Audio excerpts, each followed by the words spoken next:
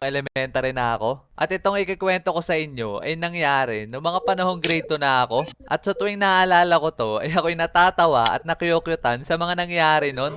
Nasa kalagitnaan kasi kami ng klase nun. Di ko natanda kung anong subject ang pinag-aaralan namin. Pero tinuturuan kami ng teacher namin nun na maging mabuti sa kapwa. Katulad ng wag mong gagawin sa iba ang ayaw mong gawin sa'yo. O kaya naman pag may nakita ka naiyak ay kausapin at tulungan mo. Mga ganun yung tinuturo niya sa amin nun. At tandang-tanda ko na focus ako sa pakikinig ng mga panahon na yon.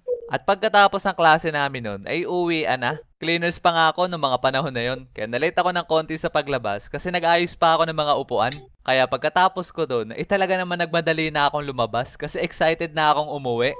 Tapos habang naglalakad ako papuntang gate, ay nakita ko yung isa kong kaklase na babae na nakaupo sa daan tapos naiyak. Sa tingin ko nadapa siya nun kasi nakahawak siya sa tuhod niya tapos nadugo. Naalala ko pa nga nun na walang napansin sa kanya kahit sobrang lakas na ng iyak niya. As in dinadaanan at tinitingnan lang siya nun.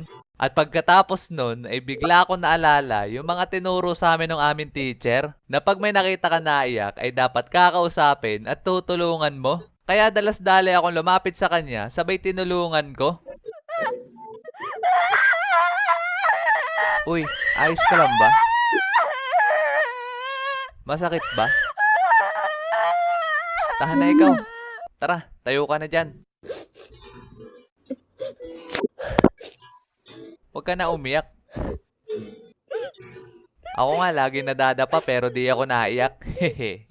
At pagkatapos nun, biglang dumating yung tito ko. Sinundo niya na daw ako sa loob kasi kanina pa daw siya nag-aantay sa labas at ang tagal ko daw. At naalala ko pa nga nun na pag uwi namin sa bahay, kinento niya kay tita at lola yung mga nangyari. Tawa pa nga sila ng tawa nun kasi ang lupit ko daw sa babae. At pagkatapos